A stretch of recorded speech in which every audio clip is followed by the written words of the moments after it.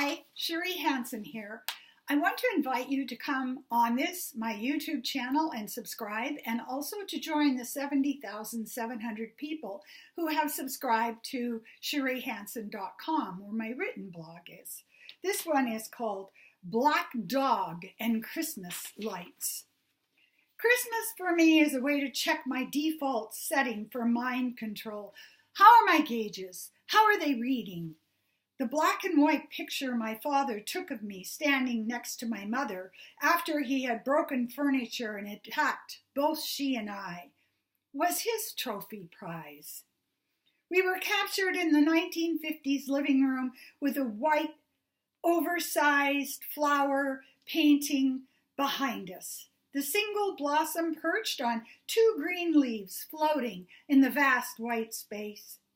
In Father's photograph, the camera lens was focused on a fabric-covered chair sitting upright with my rigid mother held in place between the two wooden arms.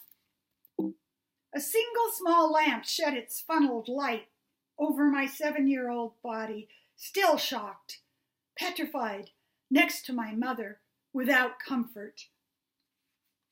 I remember his voice screaming at us to smile! Look happy! It's Christmas!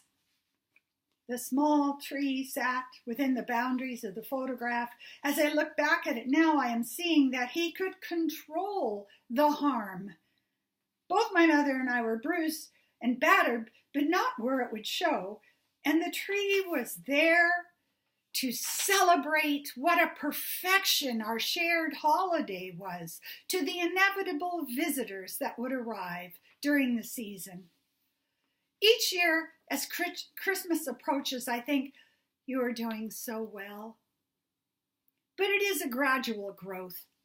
If I am arrogant enough to think that I am beyond it, I soon see what a bill of goods that I'm trying to sell myself. I no longer wake up crying at night during the festive season with a feeling that something is terribly wrong, but I don't know what. The traditional promises of the season were not just broken, but were never available to us. Putting an insane man high on drugs or alcohol with a family for days on end would never turn out to be peace on earth. But as the years imitate one another, spring with always flying tulips, the summer heat massaging exposed flesh, and then the shutting down darkness approach of the long winter, inevitably, the black dog of depression would appear running beside me as Christmas approached. With so many decades of mindfulness practice, I stand back and take a picture of how I stand now, how I am this year. The aching feeling of being a ghost, a person without substance, just floating through the days, comes at times. The sense of being unseen so completely that if I stood in front of a mirror, no human shape, nor indeed any shape, would appear, returns, but with less and less frequency. The constant making of peace with not being at peace is a skill I have developed. I ask myself, how are you doing?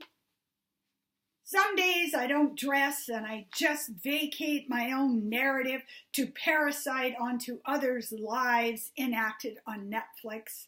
Some days I disappoint myself by breaking the taunt rules I have in place to make my life a predictable and a safe place. But in the last few years, I will intervene and forgive myself. It's okay. This is a tough time for you. I rarely put up any decorations at all.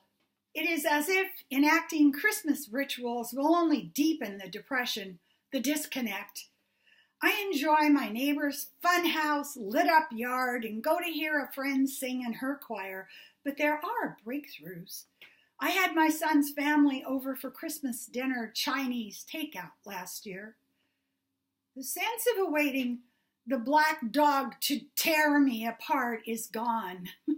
I know it will appear, but I am not trying to run from it any longer. I simply jog along beside it in a strangely companionable manner.